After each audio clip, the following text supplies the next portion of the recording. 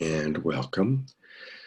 And as always, let's start by closing our eyes and leaving behind whatever you were thinking about or doing prior to class.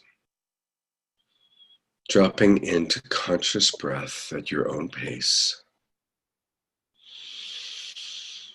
And as we breathe, we feel our body and we feel ourself. We come into ourself. Only letting the sound of my voice gently guide you. If other thoughts come in, just let them pass like clouds.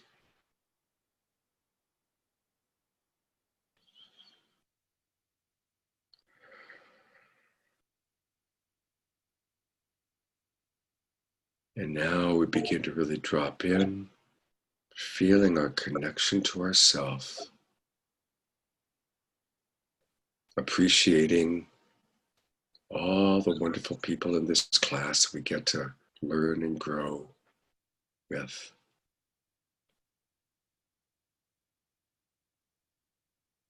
And tonight we're going to learn how to transform pain into gratitude. It's a wonderful practice.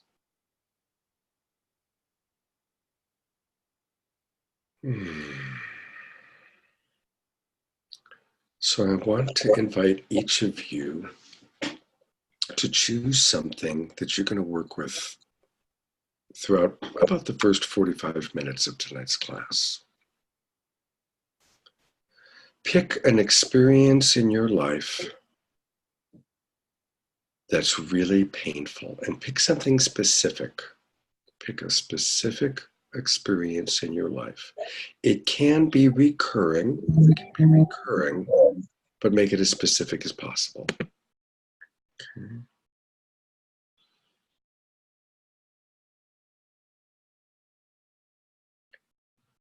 It does not have to be relationship oriented. It can be an ongoing pain that you experience in your life just in terms of your circumstances or something about yourself, or it can be relationship oriented.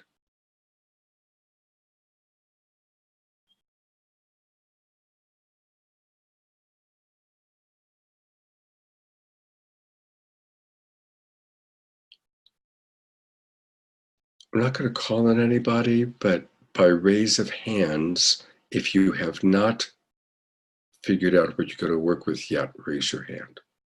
Does anybody need more time? Okay, so it looks like everybody's got what they're going to work with.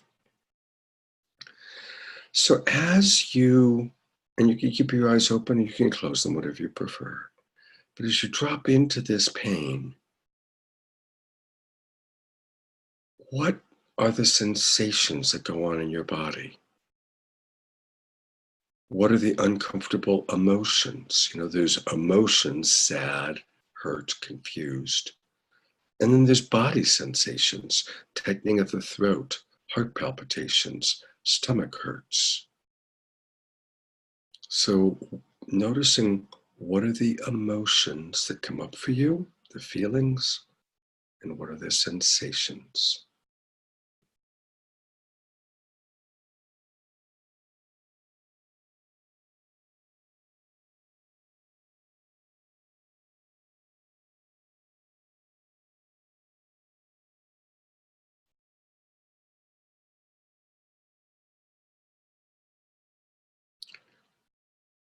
And we acknowledge the pain. The first step of this process is not to stuff it, but to acknowledge our discomfort. Really acknowledge, wow, this is how I feel. These are my sensations. This is what goes on for me when I'm having this experience.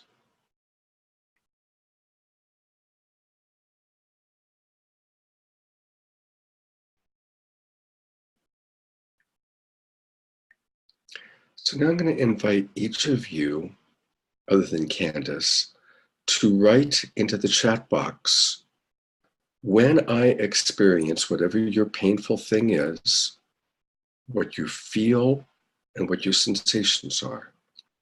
And in a moment, Candace, I'll have you share it with us verbally, okay? But I want to give people the chance to write it first. If you don't want to reveal what the pain is, you can just say, when I have this pain, what I feel is, what I experience is. If you want to reveal what the pain is around, that's okay too.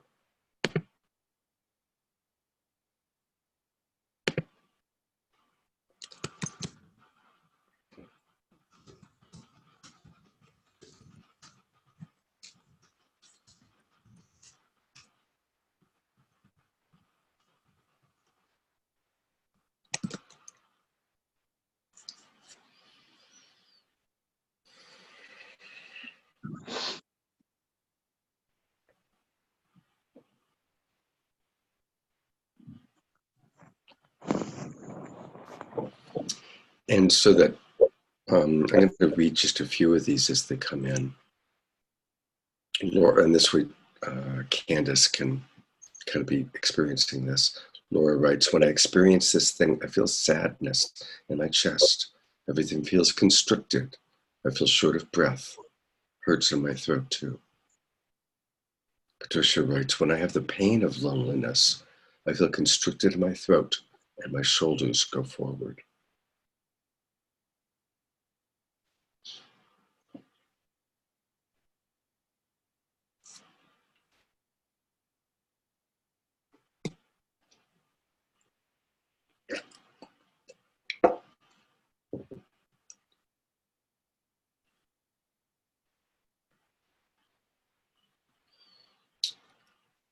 Mandy writes, my pain is the feeling of being so torn between two people I love in different ways. I feel overwhelmed, hurt, confused, broken, weak, but the primary sensation is torn.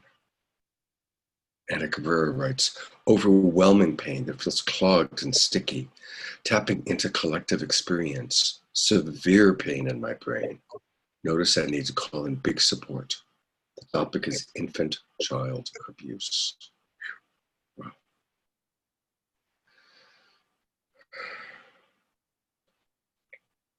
And thank you, everyone, for what you're writing and what you're sharing.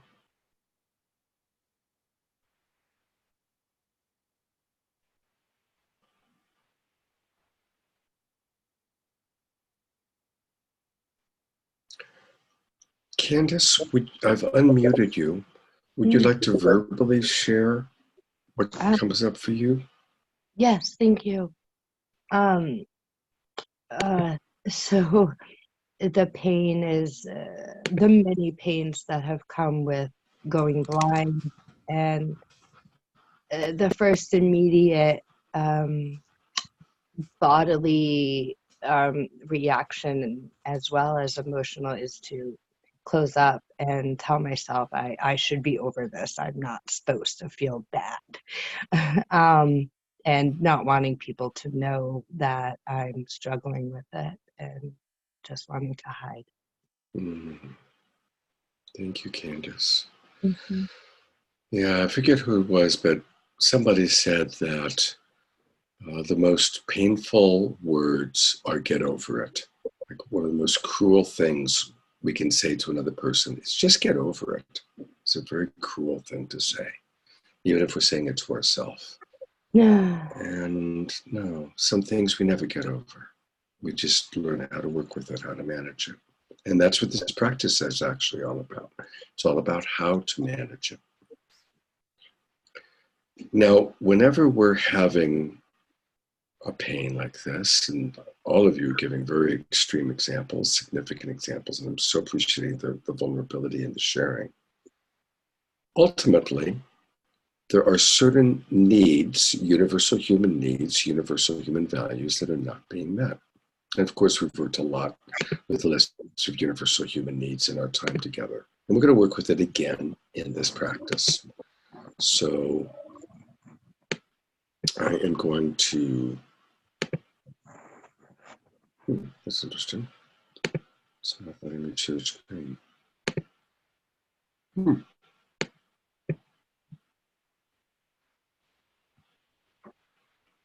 That's very interesting. It's not giving me the share screen option. Okay. Well, in a moment. Okay, there we go. So I'm pulling up the list of universal human needs and values. And I see that we have a couple of new people that just joined us late, Angel and Deborah. So what we're doing is we're working on how to transform pain into gratitude. So you need to pick an ongoing pain in your life to work with. And pick an ongoing pain in your life to work with. And all of you, and I'll read to you some examples in a moment, Candace. But this is the list of universal human needs that I've pulled up. And so I'd like for all of you to pick between 3 to 5 of these words that are precious value. Actually, keep it to 3. Let's keep it to 3. 3 words that represent what's underneath your pain. In other words, underneath our pain are unmet needs or unmet values. And Candace, as a reminder for you, I'm just going to read the primary categories. There's physical needs like food and health, physical safety. There's security, order, structure, peace of mind, safety, trust. There's freedom of choice and autonomy and independence, self-responsibility. There's leisure, play, pleasure, connection, affection, closeness, love, sexual expression. To matter, acceptance, compassion, consideration, kindness, being seen clearly. The value of community, belonging, communication, equality, inclusion. Meaning, sense of self, authenticity, honesty, integrity, self-care, self-acceptance, self-realization. Understanding, making sense of life. Meaning, consciousness, creativity, effectiveness, purpose. Transcendence, celebration of life. Faith, hope. These are some of the universal human needs that are most common.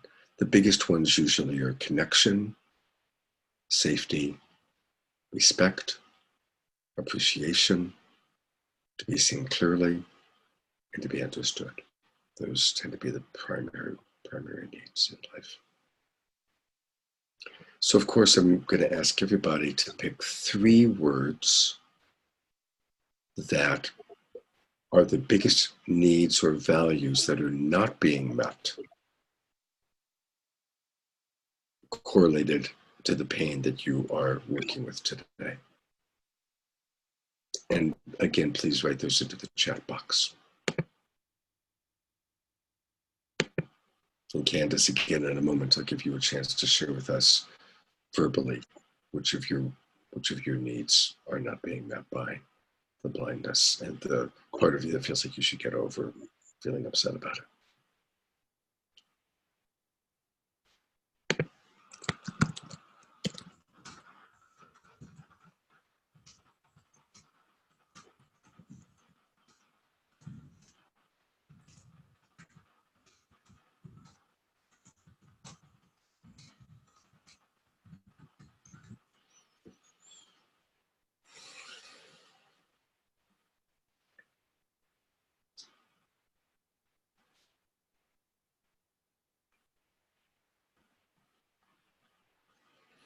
And again, I'm going to read some of the ones that are coming up so Candace can hear these. Patricia, peace of mind, connection, being seen clearly. From Daniel, to be trusted, purpose, external peace. From Allie, physical and emotional safety, trust, respect. For Anuprabha, order, structure. Laura, to be seen clearly, mattering to myself, transcendence. From Aaron, to be understood, appreciation, consideration.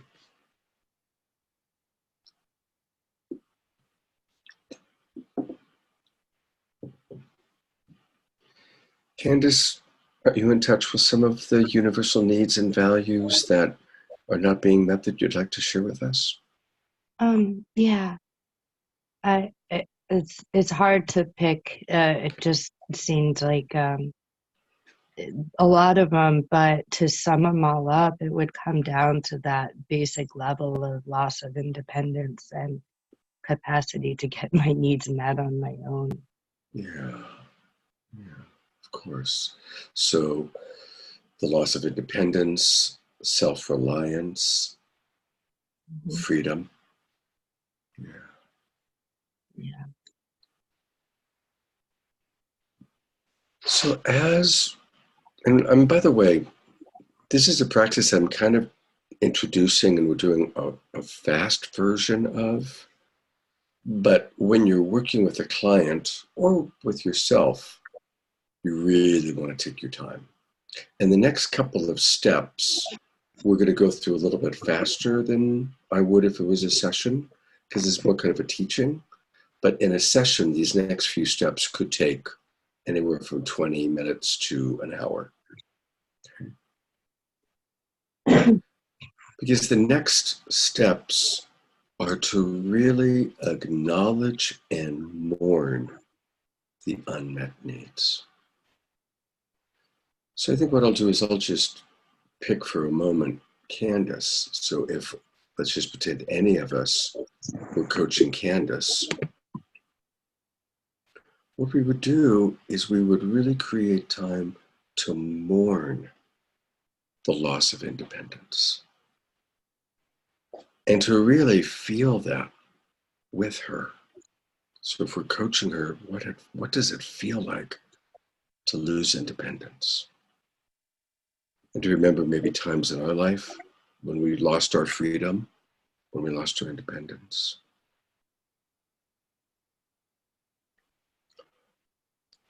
And then we ask the person, and now I'm going to ask all of you, where in your body, are there places in your body, now that we've gone deeper, are there places in your body that are even more, you're more aware of? Like we started by what your feelings are, what your sensations are. But now as we go deeper, are there places in your body where you can really feel that pain? You can really feel the constriction or the hurt. And again, I invite everybody to write it into the chat box. Going deeper, where in your body is the pain stored? Where in the body is your contraction or discomfort? And it could be your shoulders, your throat, your tummy, your genitals, your butt, your head. These are all places, some of the places where we commonly store our pain. I'll just read some of the things coming up: chest and throat, solar plexus, body is contracted in my upper back and belly, behind my eyes and in the back of my throat, lower back really inflames at times, neck and shoulders, chest and throat, being torn mainly in the stomach, shoulders and neck, kidneys and lower back, chest, head, heart, throat.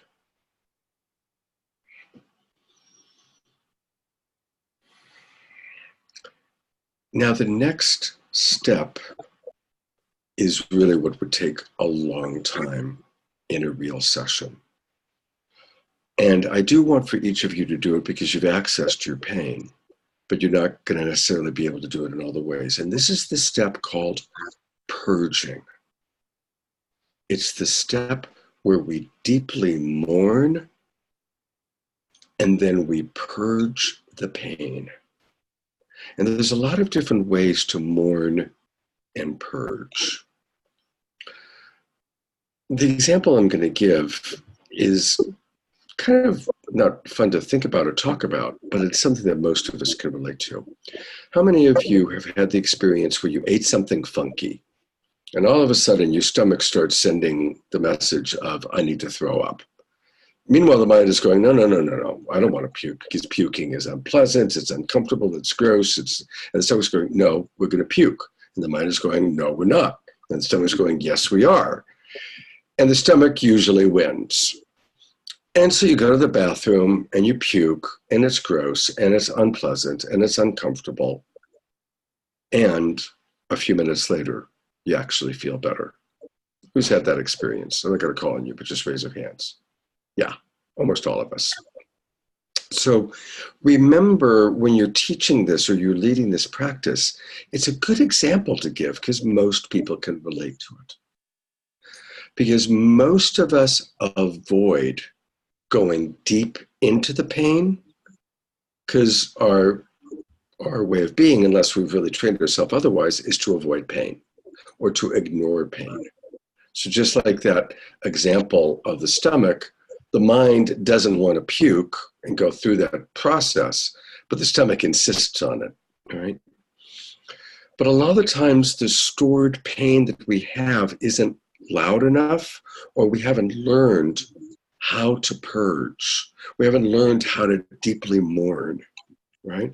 Again, it's that culture, just get over it, just move on, So we stuff, and then we get cancer, or we have a heart attack, or we get some other form of disease because we've stuffed the pain instead of purging it, instead of moving it through our body.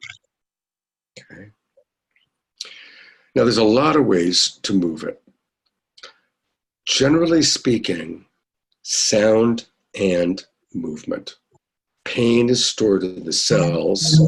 The people who study these things have discovered that we need sound and movement. Talk therapy is not enough. We need sound and movement. So it could be doing jumping jacks. It can be, what I do is I get on the bed and I just let my body take over, and whatever my body does, whatever sounds come out of my mouth, I dance and quiver and shake and shiver and just kind of become like a crazy person. Just totally surrendering to whatever my body wants to shake and shiver, and whatever sounds want to come out of my voice. That's how I personally usually do it. But there's other ways to do it. I mean, I've had clients or people I work with that are tantrikas, and they do it through lovemaking. Definitely there's some people actually do vomit. Other people do it through running or going to the gym or exercise. Right? Another wonderful way is to get in touch where you feel that pain is stored in your body, and just through deep breathing and imagining that on every exhale, you're releasing it. On every inhale, you're acknowledging it, and on every exhale, you're releasing it. I like the image that as we release it, we're giving it up to Mother Earth to compost, right? All of life is constantly flowing. You've heard me talk about how we're just in this sea of ever-changing molecules. So there is actually, even if something inside of us, we perceive it as toxic, we perceive it as bad or ugly or painful, Mother Earth doesn't see it that way. It's just energy. It's just energy that we find uncomfortable, right? So if you take it up and you move it through your body, give it to Mother Earth as a gift, and she can take it, compost it, and wow, there's a new butterfly in Africa. Wow, there's a new flower in Peru, or whatever, right? I enjoy imagining it that way. So I know I've done a lot of talking, and I see Allison raising her hand. So I will open it up to thoughts about how to mourn, purge, and move it through. Starting with Allison. Hello, friends. I'm really happy to see you all. I've gotten so attached to this group, I'm going to be really sad when we're done. I wanted to ask, because of my partner dancing experience, have you worked with a couple that's trying to release past pain and they're dancing together to do that? And is that something that you would encourage, or do you think it's something that each person needs to do on his or her own first? No, I've never heard that example, but that doesn't mean it's not a great example. I have heard the example of doing it through lovemaking. Yeah, I mean, I think dancing together would be a wonderful way to do it. Absolutely. It's all about consciousness. So yeah, I mean, if you're dancing, whether you're dancing by yourself or dancing with someone else, and again, if you're dancing with someone else, maybe they're holding space for you while you purge, or maybe you both are in an agreement of what you're purging or mourning or moving together. Actually, the more I think about it, I think that's a lovely idea. I like it. Yeah. Thank you. Yeah. Mimi. I just wanted to throw in 2 neuroscience tips. One, this is both from Mark Waldman.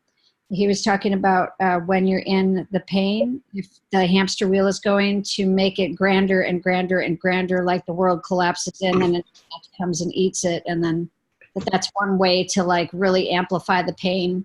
And then the breakthrough so that the brain can start making different chemicals. And then the second one was get in front of a mirror and pretend like you are the best actor ever, acting out that role to really, really expand that emotion to its fullest range, to really embrace it for that moment that you experienced it. Because then your brain, the chemicals in your brain start creating a different map for it and give you a lot more volume around and capacity for it. That's beautiful. Thank you, Mimi. And by the way, I want to acknowledge Deborah Haviland wrote about studying dance therapy, and she loves releasing through dance, sound, shaking, absolutely. So other thoughts, questions, reflections so far? Deborah Haviland. And I apologize for background airport noise because I'm in the airport. So anyway, I just want to say that, like, I often go, because I've been in a world of dance my whole life, and it's very authentic for me to get in touch. You know, I dance from the core and feel everything, and I'll feel it and shake it. Lately I've been shaking out my hands a lot, releasing the neck. And this Sunday, Sousa was leading our Soul Motion. Her mother had just died, so she was clearly mourning, and she really had chosen very deep, poignant, very spiritual music, and the whole room really got in touch with, you know, she was inviting us to anything that we've mourned or lost, and it was profound to see the level, and there was more sound release than I've ever heard in there, so it's very effective. I think we all went so deep, and thank you for this subject, Scott. Yeah, beautiful. And everybody's, Mandy, adjust your camera, please, so we can see you, because right now we're only seeing a little part of you. And I actually want to get a picture of, because right now it's kind of a perfect geometric thing, where I want to get a picture of everybody. Let me do this. Okay, everybody smile for a moment. Great. This is what, and one more time, smile. That's what we'll use for the cover for this particular practice group. And Candace, is there anything you're wanting to add or share? Anything come up for you? I And you don't have to. I just wanted to let you know that you're okay. Angel mentioned also a really good example, which is the forum, you know, being in a group of people where there is, but again, a forum where you can really express yourself with a lot of vigor, you know, absolutely. Anuprabha. Hi, everybody. Yeah, I love this type of release work, and it's so effective at all ages. And, you know, I used to do a lot of course, dance and Kundalini meditation, where a lot of shaking of the body is involved. And, you know, when my daughter was little, a single parent, and her father we split up early, and she really didn't realize she didn't have a father, or something was off balance, until she went to preschool. And she's like, where's mom, daddy? You know, she didn't really get it, like she was missing anything, until it was kind of like pointed out to her. And then she got really sad and angry at me a bit, you know, but just anger in general. Like, well, honey, let's I feel angry too. And so we really just hit a pillow, took a pillow.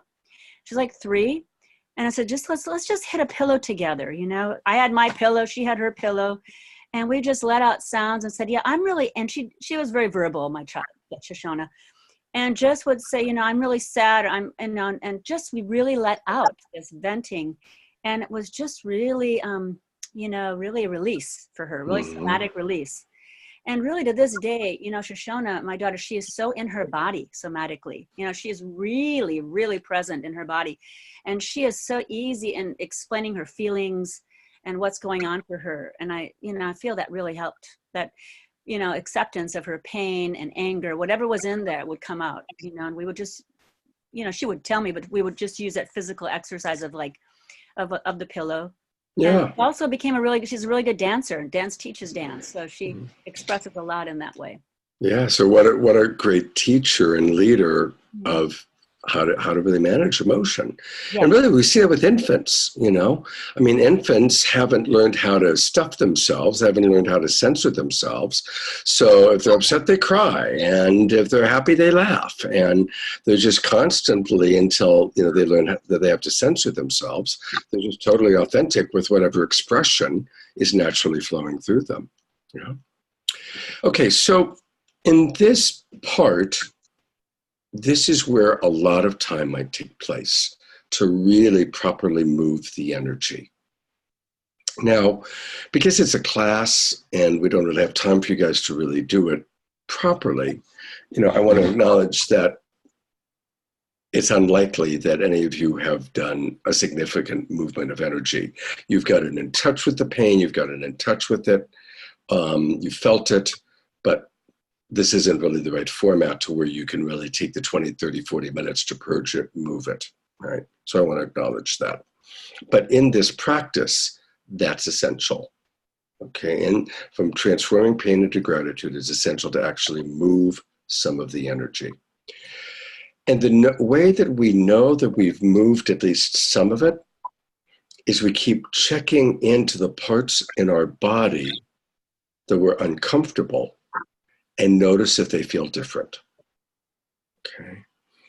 So again, looking at, you know, some of the examples. So I'll just pick on, or not pick on, but so Anuprabha said that her contraction is in her heart chakra and her head gets foggy.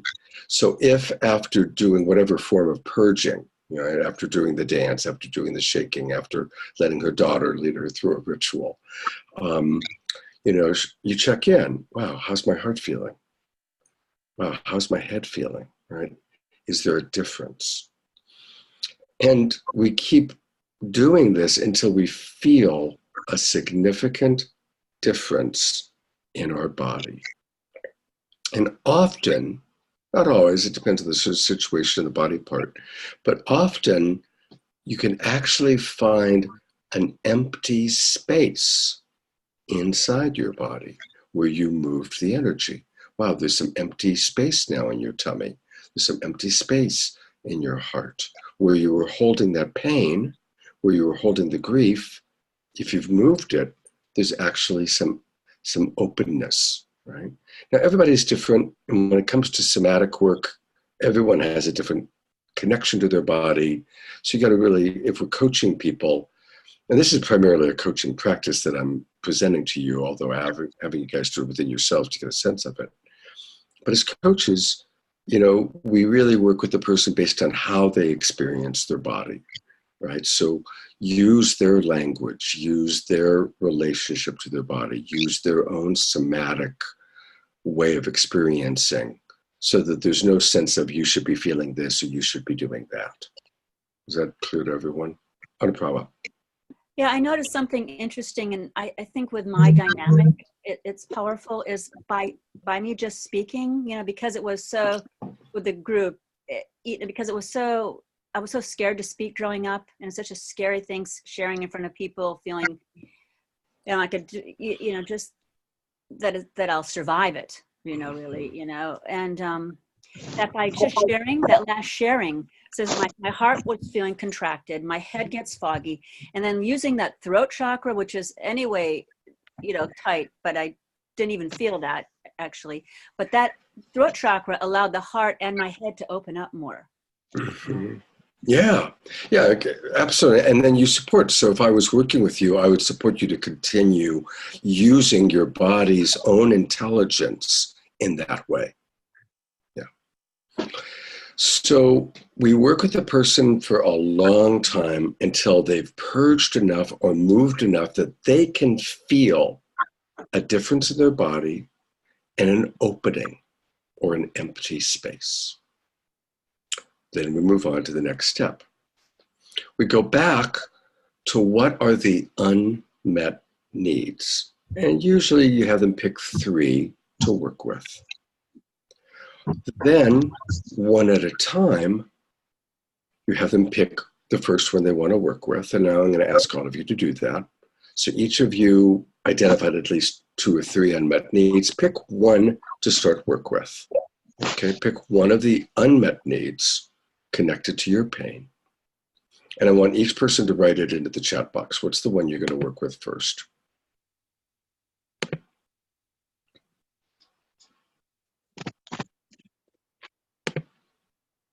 To be trusted, mattering to myself, safety, ease. I'm reading them for you, Candace, so you can hear what people are writing. Acceptance, peace of mind, being known, dignity, nurturing for every child at our school, understanding, respect. By the way, Allison, thank you for writing that, but actually it would be just nurturing, right? Just nurturing. Because once you add for every child at our school, you've turned it into a strategy. And we always want to keep our universal human needs and values to that one word, right? Okay, because otherwise, if we turn it into a strategy, then we get lost with whether or not that strategy could be done or what it takes. Just keep it to the one word. Understanding, respect, acceptance, belonging, safety, security. Candace, are you in touch with what the first universal need is you want to work with? Yes, independence. Independence. Okay. So now I want to ask each of you to remember the beauty of the unmet need. Because every one of those needs, every one of those values, every one of those desires, we call them universal human needs, longings, values, desires. They're all gorgeous. They're all amazing. They're all what we live for. So we drop into the beauty of the unmet need. How do we do that? We remember why we love or find that particular thing precious. For Candace, why she loves independence. Remembering how good it felt to be independent. And so I invite each of you to pick a specific memory of when that need or that value or that desire was met in your life. Pick a time, pick one specific memory when, wow, my need for community was so beautifully met. Oh, I felt so accepted. I felt so understood. I remember a time when I was really experiencing beautiful dignity. Now, most of the time, people will be able to find a memory. But every now and then, the circumstance will be such that actually what they're longing for is something they have not experienced. And so if that's the case, then as a coach, we guide them to then imagine what that would feel like. What would it feel like to be fully understood? What would it feel like to have complete peace of mind? What would it feel like in your body? So you're most of the time remembering, what did it feel like when I had that beautiful need met? Or imagining what it would feel like. Okay, and I want all of you to do that right now. Remember it or imagine it and feel that in your body. And if possible, feel it in the places in your body where you now have empty space, where you now have openness. So I'm going to ask you all to do that right now, and I'm going to be quiet for a minute or two.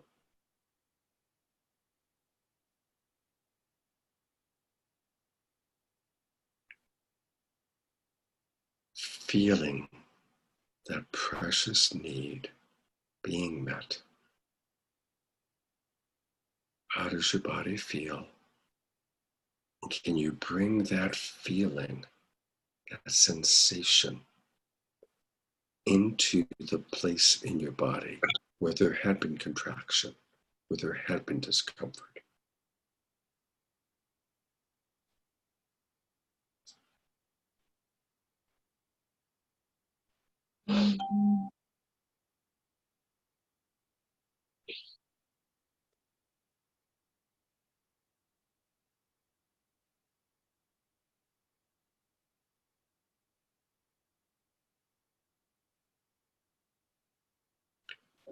Now, of course, because we didn't do a 30 or 40-minute purging, most of you might not have the empty space that would be created through the purging. But I'm just curious, by raise of hands, was anybody able to truly imagine bringing that sensation, that feeling into their body, and specifically into the places in their body where there had previously been contraction? So I see, okay, cool. So I'm going to call on a few people, maybe Debbie, Daniel, Aaron, would you be willing to share your experience a little bit? Debbie Garcia first. Sure. It came when I had an experience. Well, let's go. The thing that comes up would be rejection, and so acceptance was what I'm looking for, and belonging. Because I've always been different, let's face it. And this goes all the way back to when I was a small child in elementary school, and always feeling different than the other kids. But the place where I can meet that with joy and remembrance, with gratitude, is a time when I was an ambassador for the chamber. I was doing really well in my career, and I had all of my peers recognizing me with an award for the very thing that I got, my mom used to bitch at me for, which was my mouth. Okay, you talk too much, blah, blah, blah, blah. Okay, yeah. But my networking skills and all of those things. So being acknowledged and seen and accepted and feeling in that state of belonging felt really, really good. To get that from other people. And then, of course, to share that with my mother. Beautiful. Beautiful. Thank you, Debbie. Thank you. Okay. Let's see. Twinkling Debbie, Daniel, and then Aaron. Hi, everybody. My need was to be trusted. And sometimes I find myself in situations where, where I'm not trusted. So, and I think I remember this since I was a kid, actually, not being trusted by my father, and really for no good reason. However, I find when I am mistrusted, then I end up sort of rebelling against that. But and then So, but then when I imagined this time, actually interesting, it was with my father and my whole family, driving on a big road trip out west, out to the Olympic Peninsula and up into Canada. I was the driver of the van with the lives of my kids and my wife and my parents all in my hands on some very challenging roads, and I did all the driving. And my father acknowledged, wow, you know, you're a good driver. And I felt like I just really felt trusted. And I was able to like really breathe that into my kidneys, which were aching, and my chest and my head, and it felt like a relief. Yeah. Beautiful. That's all Twinkle Daniel. That's beautiful. Oh, thank you. Example. Thank you, Daniel. Thank you. And Aaron, you're up next. All right. Good evening, y'all. So for me, similar to Daniel, mine is related to my father. And recently I had an experience where, you know, he expressed to me as a kid an intent he had for me that I know I fulfilled, but in his eyes, he hasn't quite come to that place. And he did something that really kind of showed me that quite significantly recently. And it was just like, wow, like that, I felt that deep in my heart. You know, that was a deep heaviness. It was like, because when you know you've delivered what that father would be really pleased with and he's not seeing it, it's, especially when he acted out the way he did, it was just like, oh, heavy. But then I was able to share this with a really, you know, best friend recently, and she really acknowledged me and gave me that understanding and that recognition. And I was able to let that elevate my heart where it felt so heavy for my father, you know, someone outside of that father-son relationship who really knew me and knew what I did for him was real, really helped to validate that and uplift that heaviness that I felt in my heart. So, yeah. Beautiful. Beautiful. All right, let's Twinkle Daniel and Aaron. So this is where we then go through each of the universal needs, the three that they picked, have them remember each one of those the way that all three of you just beautifully described, and bringing it back into their body, right? And it's powerful. Now, again, doing this fully is a much longer process, but this is like, I'm giving you the Reader's Digest condensed version. And I think what I'm going to do is have you all now practice it with each other. So while Daniel, Aaron, and Debbie were talking, I created breakout rooms. And I created 4 breakout rooms. So what I'm going to do is have you all go into breakout rooms. There will be 3 or 4 people in each room.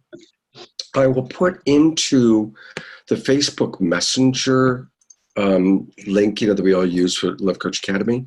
I'm going to put kind of a description. I'll show it to you right now, just real quickly, in case you need a reminder. Here is just on a share screen real quick, but I'll put this into the Facebook Messenger thread.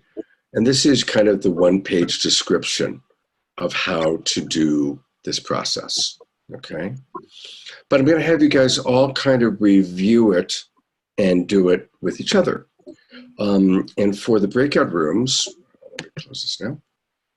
For the breakout rooms, I'm going to give you guys 45 minutes. If any of you get stuck, I am not putting myself into any breakout room at first, but if any of you get stuck, reach out to me and I'll come into your breakout room to help out. And I've got Angel as the kind of group leader in 1. I've got Anaprabha, group leader 2. Laura, breakout room 3, our leader, and Anna Cabrera, breakout room number 4. But all of you are awesome. So if something were to happen and we lose connection with Angel or whatever, I trust that all of you can kind of come in and do that. So you're going to have 45 minutes. And what I would suggest is pick one person at a time to walk through the process, and everybody else holds sacred space through the process with that person. And again, you're not gonna really do the deep purging part probably, but at least do the steps of what's the pain, where is it in the body, what would it look like for me to move it, to purge it, and then what's the unmet need connected to that, and then remembering when you've had that need met, or imagining what it would like to be met, and bring it back into your body. Okay, those are the basic steps. And any questions? Nope. Okay. Yeah, If you I got a quick question. Yes, Angel. Just the last step of what it would look like to bring that back into the body. Are we just imagining what it feels like in the body again, to whether it's the spaciousness, the emptiness, or whatever, or is there an anchoring technique where to explore, or is that the anchoring technique? No, that's a great question. A great question. When I'm with somebody personally, because most of the time that I've led this exercise, I've done it with people personally. And I'm actually really grateful that you're saying that, Angel, because when you're with someone personally, you absolutely want to anchor it in, like holding their feet, or, giving them some sort of physical touch, that they've agreed to, that they feel comfortable with.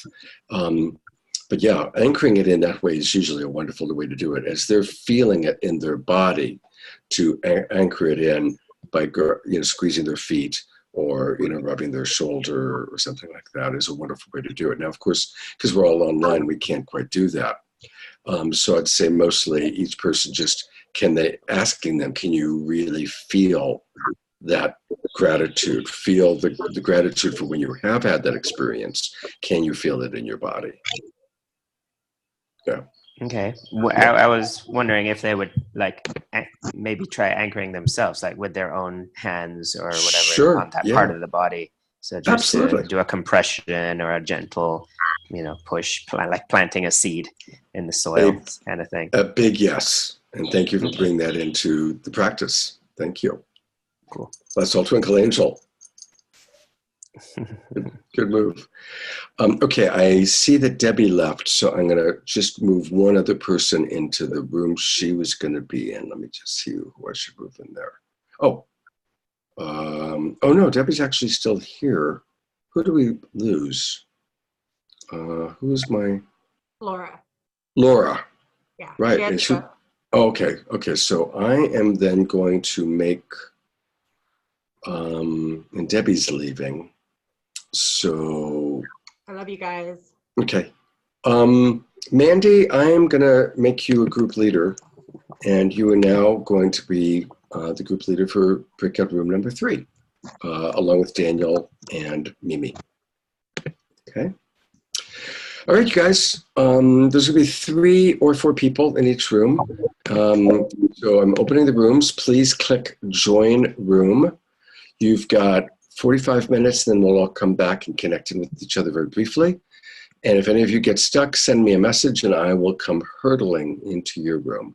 And remember to click join room so you can all be in the room you're supposed to be in. So there should be a little note that comes up on your screen that says join room, so please do that. Daniel, looks like you haven't joined your room yet. Okay. Deborah. Okay. Deborah, you got to click join room. There we go.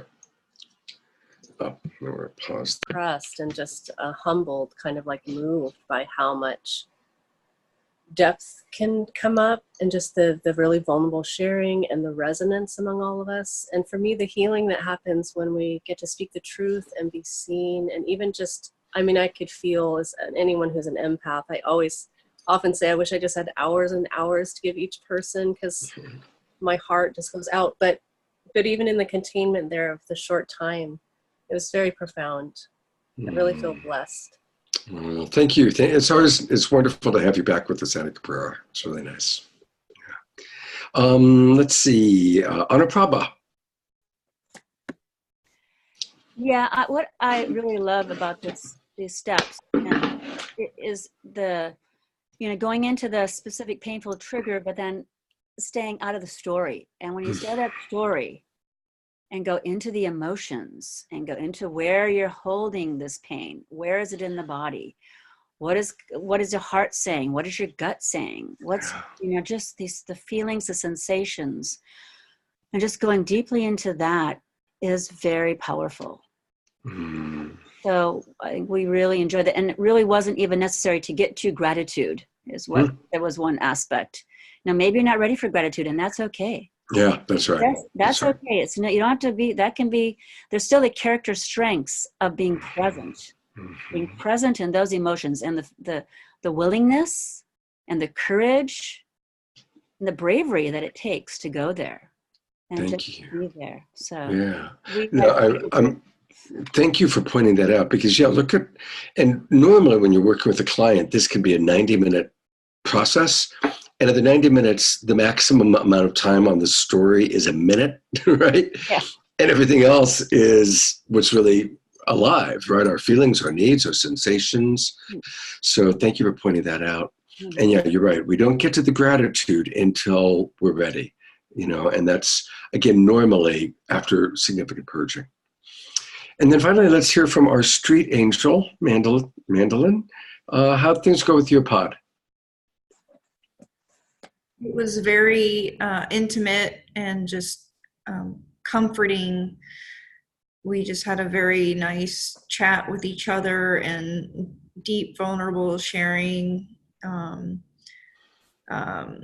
Particularly me and Mimi, and Daniel held really nice space and divine masculine energy for us. And Mimi kind of helped facilitate some breath work and calming and comforting for me for what I've been going through, because I guess she read some of my stuff I put in the chat box, and then Daniel walked Mimi through some stuff for her and her vulnerable share and purging of some long held energies that she needed to release. And so it was a really lovely time, and I'm very grateful.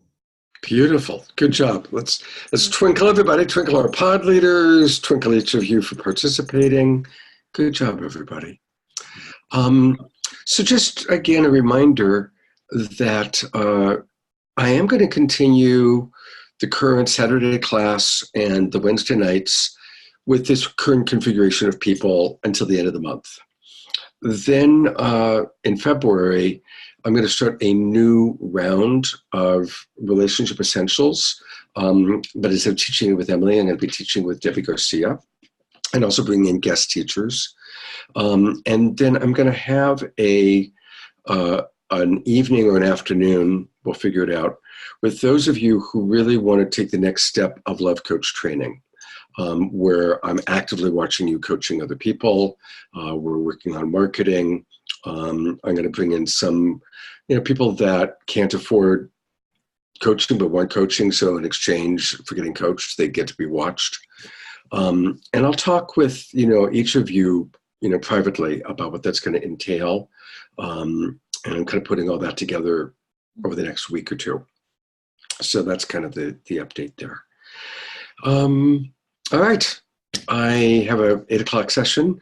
I see Michaela wants to join the group after class too. So my understanding is that Ana Cabrera put that link into the Facebook Messenger thread. I'll take a quick look and see if it's there. I realized I'm not sure I can start another Zoom room until I get out of this one. I will just post it on the main LCA page in case anyone else wants to join. Okay, cool. That would be great. Okay. All right, and I'm going to close this room now anyway. So good seeing everybody. I look forward to seeing you on Saturday morning. Have a good few days. Good night.